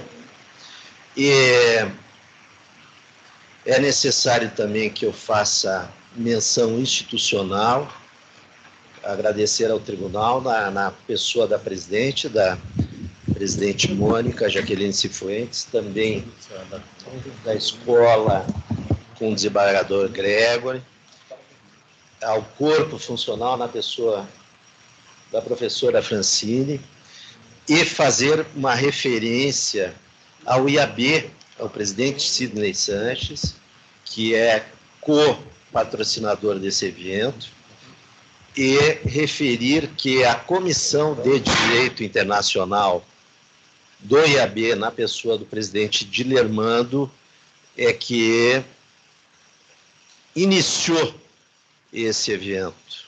E ali fazer também referência aos membros que participaram dessa organização, o desembargador Teófilo, a colega Carmela Gruni. Bem, feitas essas considerações, eu acredito que talvez seja interessante para a audiência nós pegarmos e fazermos essa relação entre LGPD e compliance. Ou seja, nós temos que entender que a conformidade esperada, que a grande parte dessa conformidade esperada trata dos dados. E por que essa importância desse debate? Nós sabemos, e a pandemia ela tornou isso de uma maneira absolutamente evidente, que o ambiente virtual ele é dominante. Ele é dominante pela velocidade, ele é dominante pela extraterritorialidade, ele é dominante no mundo dos negócios. Inclusive, o doutor Alexandre trouxe esse exemplo desse faturamento estratosférico dessas Big Datas. São Big Datas também. Como nós estamos tratando de dados, enfim. E eu gostaria de colocar outro aspecto fundamental, que a doutora Jamile com certeza poderá, inclusive, desenvolver, se tempo tivermos para isso, de uma maneira mais aprofundada. Os processos de integração estão em estágios diferentes. É sabido que, e isso vem lá da década de 70, o Bela Balassa foi o primeiro que classificou dessa maneira, o Mercosul, ele está no estágio 2, união aduaneira incompleta. E o Brasil, ao meu juízo, é um dos principais responsáveis por essa dificuldade de passarmos para um mercado comum, que seria o terceiro estágio. Já a União Europeia está no quarto estágio. Ela tem uma união econômica e política, inclusive tem órgãos de controle de política externa. Então, fazendo essas aproximações, eu acredito que isso pode colaborar mais para o nosso debate. E o que é muito importante destacar nesse debate é que, em que pese 5 anos não serem nada, ou seja, temos 5 anos de LGPD e avançamos pouco, ou talvez muito, dependendo do ponto de vista do observador, é que este acordo com a União Europeia, ele é determinante em termos de estratégia, de posicionamento do nosso país e do Mercosul. Se nós não priorizarmos esse debate, se nós não priorizarmos a concretização desse acordo, nós vamos mais uma vez perder uma oportunidade excepcional de nos posicionarmos geopoliticamente de uma maneira mais importante. Para concluir essa minha breve intervenção e jogar aí possibilidades de debate. O aspecto do acordo União e Mercosul, União Europeia e Mercosul, ele, na sua amplitude, ele repercute na vida do indivíduo, não só das empresas, das instituições governamentais, ele repercute em nível de detalhe. Só que para que nós possamos evoluir, nós precisamos trabalhar esse mercado digital. Por quê? Por causa justamente da importância e da relevância que ele tem. Proposições para que nós possamos evoluir. Ok, uma audiência pública, participei semana passada de uma audiência pública também da Unesco. Esse aspecto educacional, esse aspecto do debate é fundamental para a mudança da cultura. Ok, mas até que ponto as instituições, não só o governo federal, estão realmente comprometidas? E me perdoem, que pese eu estar aqui num tribunal, nós sabemos que o STJ sofreu um ataque hacker e ficou uma semana fora do ar. O Tribunal de Justiça no Rio Grande do Sul ficou 40 dias fora do ar. O Tribunal de Justiça de Sergipe também. E o que se sabe a respeito disso? Pouco, quase nada. Pois então as instituições elas têm que ter um compromisso maior com a transparência. Eu peguei exemplos, mas poderíamos falar do INSS, que aí então, né? Então, me parece... Você quer que eu te fale o pior de todos? Qual é o pior de todos? O mega vazamento.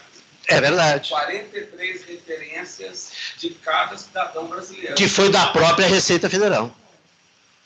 Enfim, então, é necessário que nós tratemos com mais responsabilidade, com mais agilidade e com mais acurácia, porque isso interfere nos negócios e na vida do cidadão comum. Seriam essas as minhas colocações. Eu só gostaria de fazer assim chamar a atenção para o seguinte: em que pé está o acordo hoje, né? A gente está falando do acordo. Claro. Vamos lá. O acordo hoje ele está na fase de revisão e tradução. Ele foi assinado em julho de 2019, portanto, antes da pandemia. Foram 21 anos de negociação muito intensa, com várias paradas, né? A gente teve uma grande parada de 5 a 6 anos, entre os anos 2005 e 2010. O acordo se organiza em 3 grandes marcos, que a gente fala: o diálogo político, e aí é muito interessante, professor, porque no diálogo político, a União Europeia ela fala da disseminação dos valores dela, valores que estão expressos no Tratado de Lisboa. Né? Então, assim, vamos disseminar os nossos valores. E quem não combina com os nossos valores, não vamos, teoricamente, negociar. Né? O segundo ponto é o intercâmbio comercial, esse realmente não só pela questão da agricultura, também pelas questões administrativas, e aí eles colocam a proteção de dados. Foi muito, muito arduamente negociada, ponto a ponto, a gente fala vis a vis. Eu só queria fazer um comentário. Claro.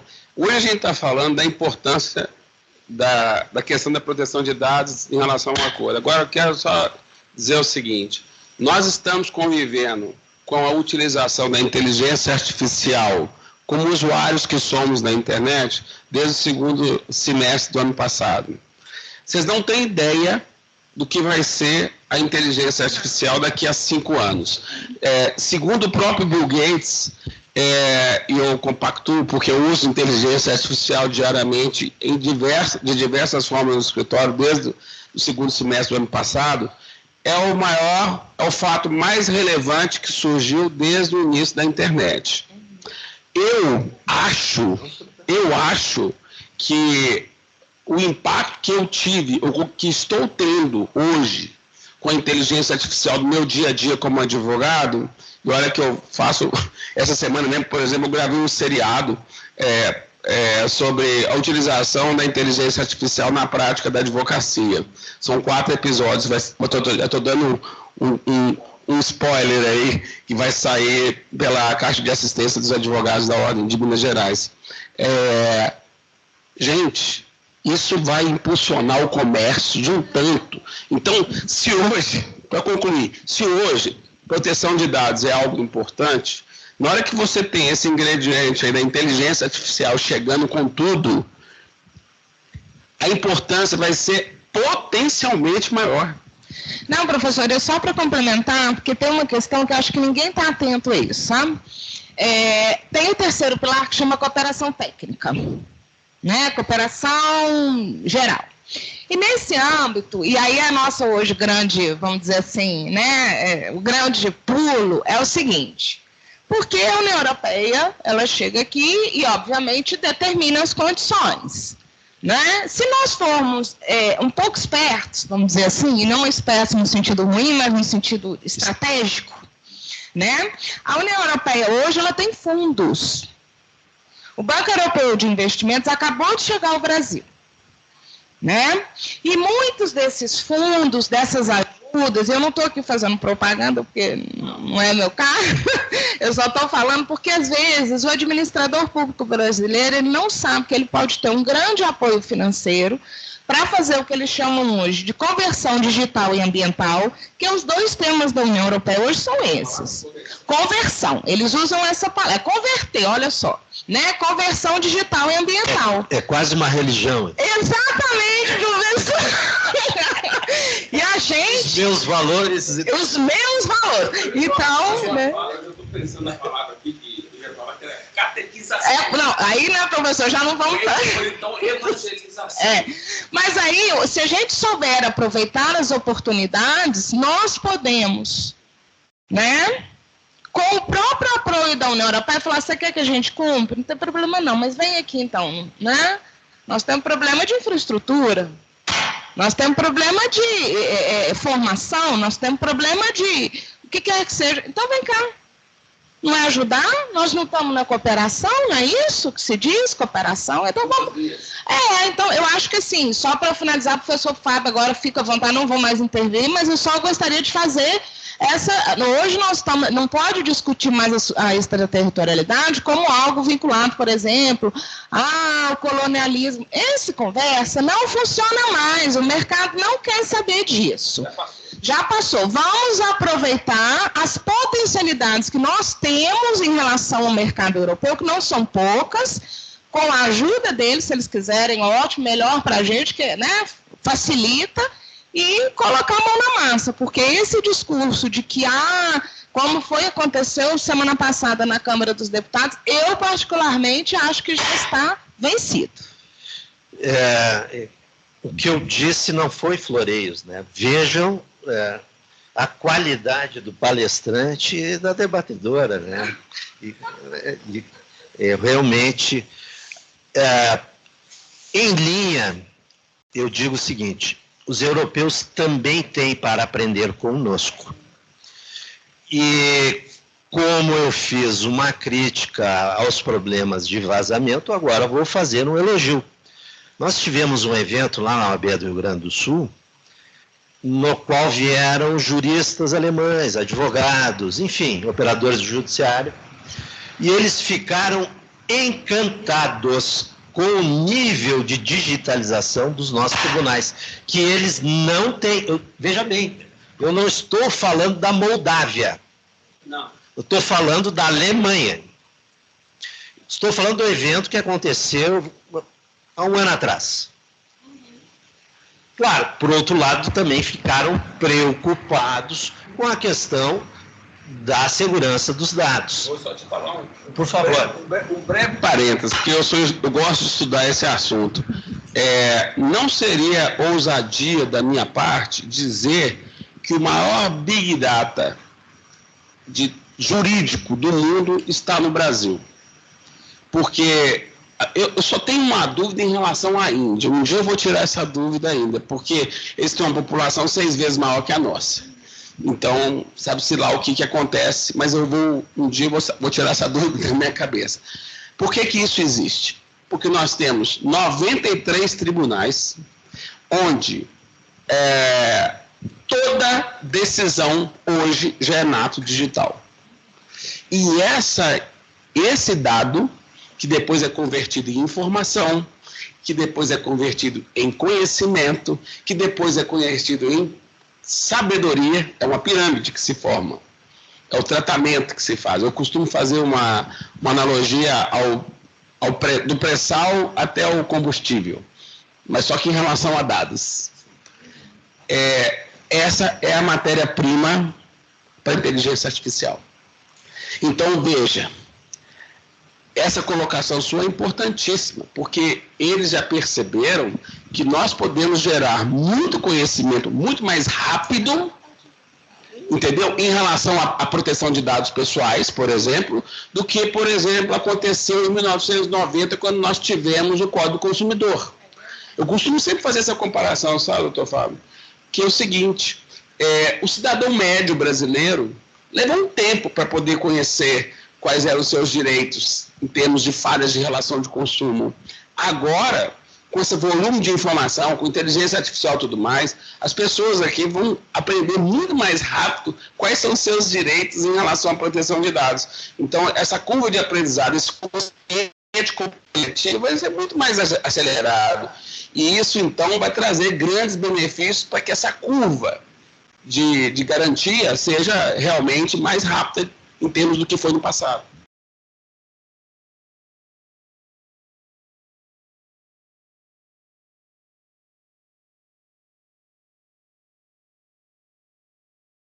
Que se aplicam à inteligência artificial, e uma delas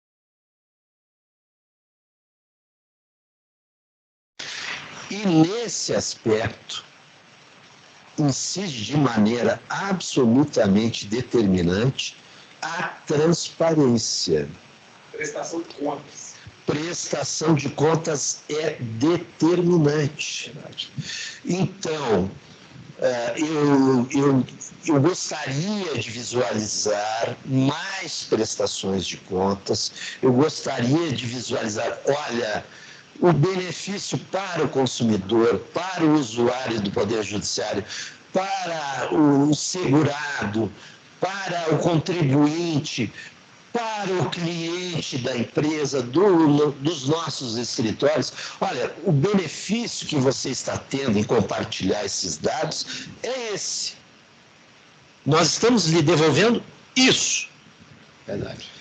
E outro aspecto que é muito importante, e isso eu não achei nem na RGPDR, nem na RGPD, nem nos acordos. Os acordos do Mercosul são ainda mais, né? Aquelas normativas do GMC são ainda mais primitivas. Exato. Vamos usar assim esse termo. São focadas nas até porque a questão cronológica da época que foram celebrados não era esse momento que nós estamos passando hoje. Exatamente. É uma exceção. E essa transparência e compartilhamento passa por uma participação maior da sociedade civil. Vou fazer aqui um chamamento à OAB. Eu gostaria que a OAB, principalmente a OAB nacional, mas cada seccional, estivesse mais participativa disso. Eu acredito que falta mais participação, não só da OAB, mas de todos os conselhos profissionais, só para ficar num segmento, em relação a esse aspecto. E indo para a inteligência artificial agora, eu diria o seguinte: é um caminho sem volta.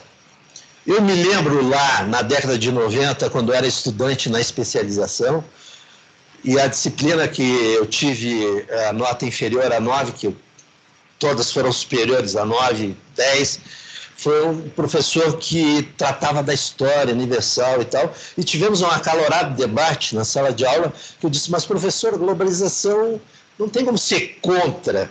O que nós precisamos é encontrar meios e agirmos no sentido de construir um ganha-ganha, um processo. Não tem como retroceder. E ele discordou de mim, enfim, né? Eu respeitei o ponto de vista dele, mas o tempo mostrou que ele não tinha razão. Mas eu acho que a inteligência artificial é exatamente a mesma coisa. Eu acho que isso aí é do ser humano. Quando a pessoa não domina, é muito mais fácil ela dizer não do que sim, porque ela teria que estudar para poder saber qual argumento que ela teria que sustentar. Você me desculpa, eu vou pegar mais uma vez uma carona no que você falou aí, que me deu uma luz. Toda vez a gente costuma se deparar com o seguinte desafio. Vou falar agora do lado dos advogados, né? Poderia ser também dos magistrados, por que não? Será que a inteligência artificial vai substituir os advogados? Será que a inteligência artificial vai substituir os magistrados? Negativo. Eu digo e reafirmo.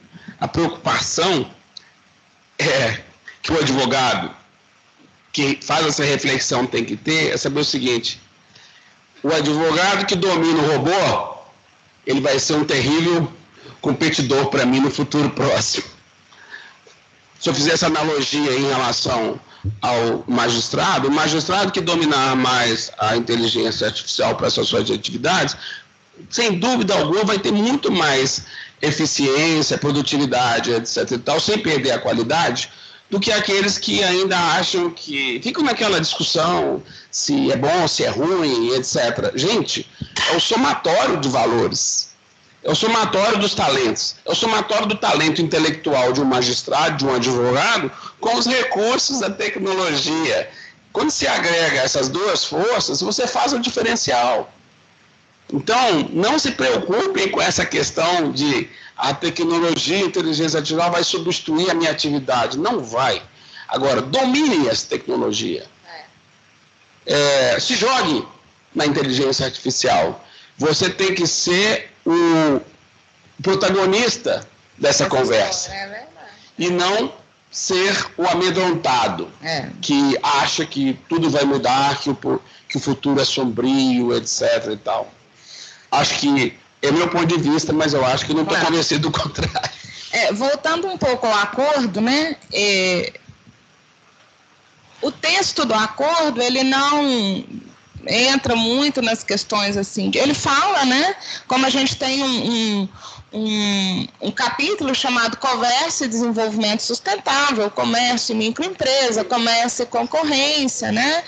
Então, eu acho que, assim, no âmbito do acordo em si, são poucas as disposições que vão se referir à temática específica. Mas a questão, eu quero deixar claro que vai para além disso, né? A questão é, efetivamente, os efeitos, vamos dizer assim, que esse acordo vai ter sobre o comércio brasileiro. É uma coisa clara, assim, não tem... E o Brasil, realmente, professor, ele não vai perder só a revolução digital, ele vai perder a revolução ambiental. Esses dois temas hoje, eles estão completamente conectados. Então, assim, o Brasil vai... Não tem. O desenvolvimento sustentável hoje já é considerado, inclusive, a partir de uma concepção de dados. Então, realmente, né, tanto que o professor Fábio falou... Exatamente. Há dados. Então, assim, eu acho que essa conversão digital e ambiental, né, essa transição que eles falam, a União Europeia agora, no marco do Green Deal, que é um grande programa, e tem dados, chama Green Deal, mas tem dados. São 150 bilhões de euros fora do orçamento só para mecanismos de transição justa, ambiental, digital, economia circular. Nós não estamos atentos a esse movimento. São 150 bilhões de euros fora do orçamento geral dos fundos do quadro financeiro plurianual do âmbito da União Europeia. Então, assim, eu acho que, né, a raiz que o professor Fábio falou também, e o professor Atenense, nós temos que estar muito atentas nessas negociações. Elas são assim mesmo. Eu falo que elas são eletrocardiograma, porque nunca é reto. Nunca é reto, sempre vai... Exatamente, mas a gente hoje, com a técnica, professora, a gente às vezes consegue convencer a vontade política, é difícil, né? Para trazer mais um aspecto nesse nosso debate, o acordo Mercosul-UE, ele abre uma possibilidade de nós cumprirmos um compliance, uma conformidade com nós mesmos. Com nós mesmos. Digo nós mesmos, Mercosul, digo nós mesmos, Brasil, digo nós mesmos, instituições, pessoas jurídicas, enfim, quem se utiliza de dados com proveito econômico. E, em linha com o que a professora Jamile colocou de uma maneira brilhante, bem, buscar o tratamento justo. Nós temos que buscar o tratamento justo em igualdade de condições. Ok, vocês querem aprender como nós digitalizamos o nosso judiciário? Nós queremos aprender com vocês como é essa questão de geolocalização que vocês querem implementar aqui. Ok, mas nós queremos ter acesso aos dados de vocês lá. Eu quero saber aquela vaquinha que vocês tiram leite lá em Bremen, se ela está... Que está em conformidade, que cumpre o SG, né? Que está corretamente ambiental, que a ração não é adulterada. Enfim, né? A energia está vindo do carvão, bom, então vai ter que ter um sobrepreço. Vai ter que ter um sobrepreço. Né? Não é tão difícil, claro, em linhas gerais, nós sabemos que o acordo é super extenso, são N áreas. A verdade é que a gente vive hoje numa economia de... A verdade é que a gente vive hoje numa economia de dados estruturados. Então, de novo, antes a gente tinha... Dados estruturados, para mim, significa informação. Porque dado é o estado mais básico, mais cru, que muitas vezes não é interpretado por um ser humano, mas só por máquina. Então, hoje, nós estamos numa época, e por isso que eu gosto da minha área de direito digital, porque ela é interface com todas as outras áreas do direito, inclusive para a área de direito ambiental, por causa dessa situação de colocar o chip em relação a essa questão de desmatamento e tudo mais. Então, vejam, não tem como sair fora dessa situação.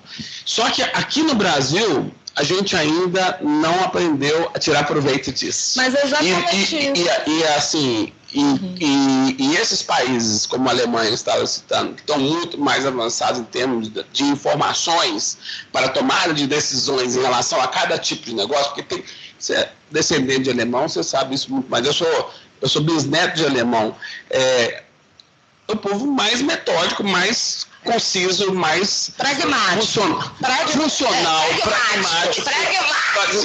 funcional, pragmático, etc. Porque eles anotam tudo, eles registram tudo, eles sabem todas as informações, etc. e tal.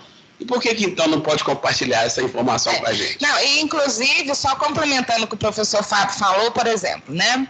A questão da Amazônia. Tem duas questões aí importantes que eu quero chamar. Uma é a Guiana Francesa. Tem 2 anos que nós, desde o centro, estamos estabelecendo qual é a relação entre a França e a Guiana Francesa, porque a Guiana Francesa tem uma parte do Amazônia. Então, acho que isso é muito importante. O Macron agora assumiu, mas a gente quer saber o que está acontecendo lá, porque ninguém tem informação.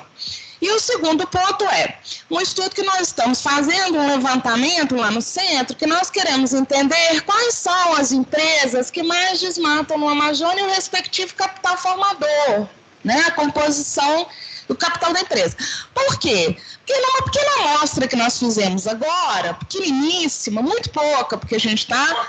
Um recortezinho deu 70% de capital europeu. Então, veja bem, não é? É uma informação importantíssima, é uma informação que a gente tem que divulgar, e acho que o papel da universidade é esse também, não é? De dizer, e olha que eu sou muito a favor do acordo, eu escrevo o tempo inteiro a favor do acordo. Vejam, eu não sou contra o acordo, muito pelo contrário, mas nós precisamos... Existem oportunidades. Exatamente, é isso aí, professor. E tem que haver coerência nas negociações, que foi justamente o que a professora Jamile chamou a atenção agora. Ok, vamos ter responsabilidade social, ambiental, responsabilidade com tratamento de dados, com a inteligência artificial, tá, mas a prática, a tua prática, ela está coerente com isso? Você não está desmatando lá na Amazônia através de tal empresa? Mas nós só vamos poder fazer esse questionamento com o compartilhamento dessas informações. Senão, não vai ser possível negociar em condições de igualdade. Vou te provocar uma dúvida. Nesse caso, estudando aí várias legislações sobre proteção de dados mundo afora, a gente nota que, por uma questão cronológica, nem sempre a regulamentação sobre compartilhamento de dados, ela avançou tanto como gostaríamos, sobretudo porque quem tem os dados tem o poder. Quem tem os dados tem mais poder do que quem tem a lei. Big Tech é o exemplo clássico. Ou de quem decide. Lembro do meu professor de novo, Lawrence Lessig, que falava the code is law, ou seja, quem tem o código de programação na mão, quem tem os dados na mão, faz uma lei muito mais eficiente. Essa regulamentação, no estágio que estamos, ela vai até que ponto essa obrigatoriedade de compartilhamento é um assunto que passou batido?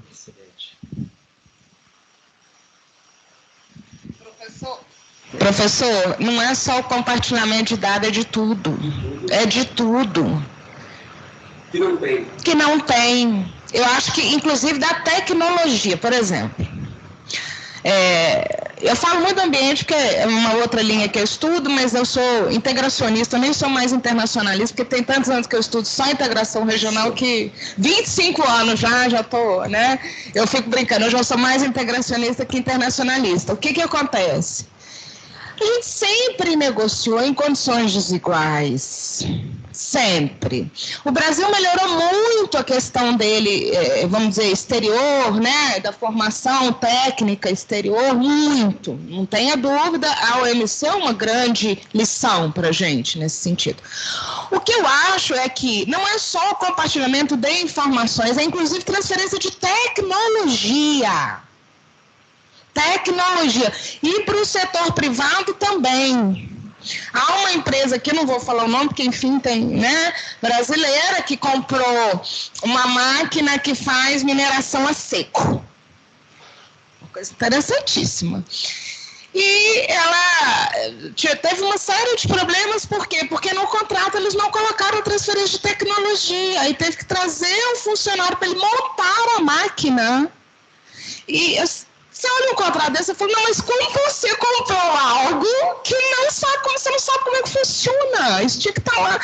E com os estados é a mesma coisa. A União Europeia fala de mudança climática, emergência climática é o tema. É um tema importantíssimo, está todo mundo vendo aí o calor que nós estamos sofrendo. Não é, ele é real, ele não é fictício. Mais quente da história. Então, assim, e aí a União Europeia começa a lançar várias tecnologias, quer que a gente também seja carbon zero, né? Neutralidade climática, mas ela tem a tecnologia e nós temos que ficar comprando. Então, vem cá, vamos compartilhar informação, dado, tecnologia. Eu gostaria de colocar isso, eu sei que isso não está diretamente relacionado com o nosso debate, mas eu sei que aqui em Minas tivemos o problema em Mariana, em Brumadinho, e lá no Rio Grande do Sul nós ainda estamos enfrentando aquele problema na região do Rio Taquari. Então eu gostaria, em primeiro lugar, de agradecer a todas as pessoas que estão ajudando, histórias comoventes, histórias realmente... eu tenho parentes que residem ali próximos, não foram atingidos, a 40 quilômetros dali. Eu iniciei minha carreira de docente em Lajeado, que foi uma cidade muito atingida, na Univates ali, inclusive. Então, nós estamos naquele momento complexo que sai da mídia o assunto. E há muito o que fazer lá. Então, se puderem colaborar, tem N maneiras de colaborar, seja financeiramente, seja divulgando essa necessidade. São, na sua imensa maioria, pessoas de bem que construíram ao longo de décadas aquele pequeno negócio, aquela residência. Então, eu gostaria de deixar esse meu pedido e, ao mesmo tempo, agradecimento em relação a isso. E eu sei que já estamos chegando no nosso horário, eu vou me manifestar mais uma vez agradecendo a oportunidade e dizer que nós temos, sim, vantagens comparativas e competitivas em muitos setores e que podemos negociar em pé de igualdade esse acordo.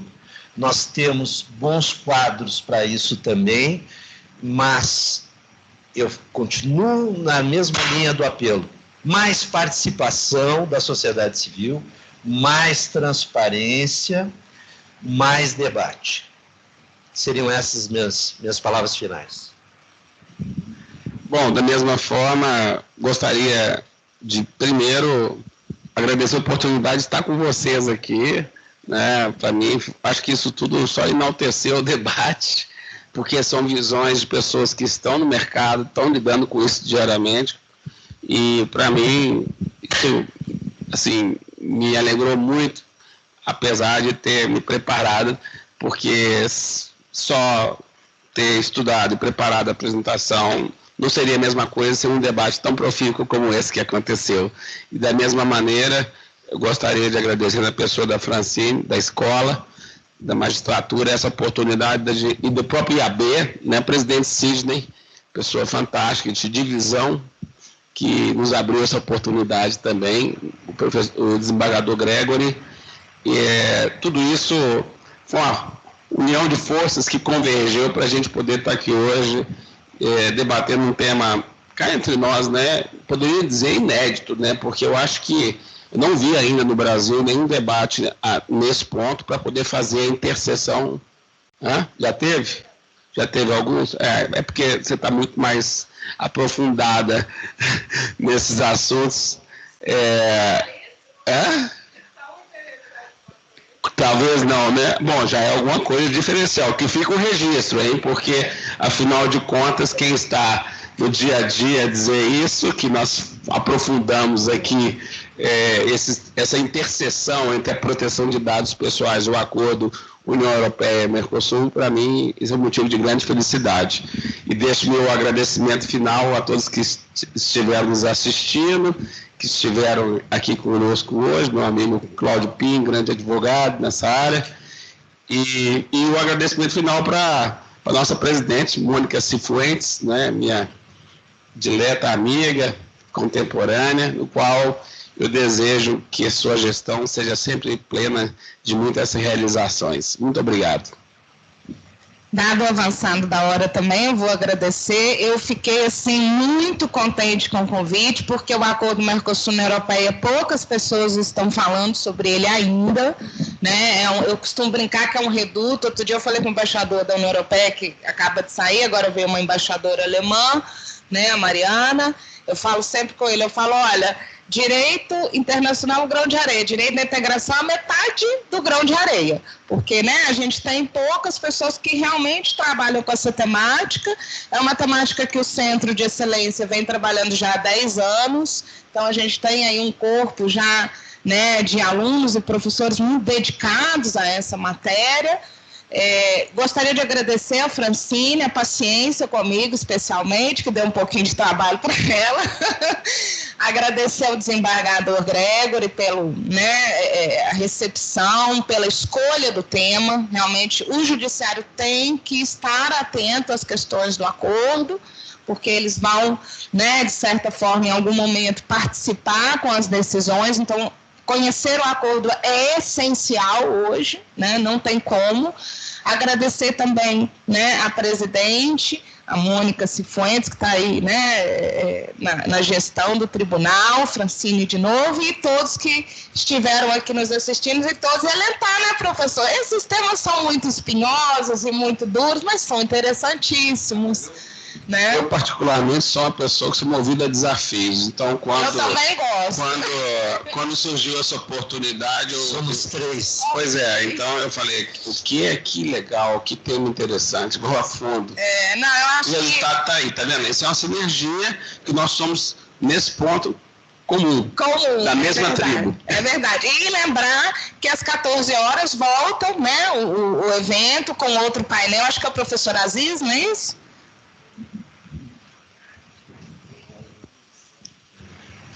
Eu acho que é o professor Aziz, mas, enfim, com imunidade de jurisdição. Depois vai ter uma discussão interessantíssima sobre transição energética. Então, fica aqui o convite para voltarem à tarde e no mais, né? Bom dia a todos e todas. Muito obrigada.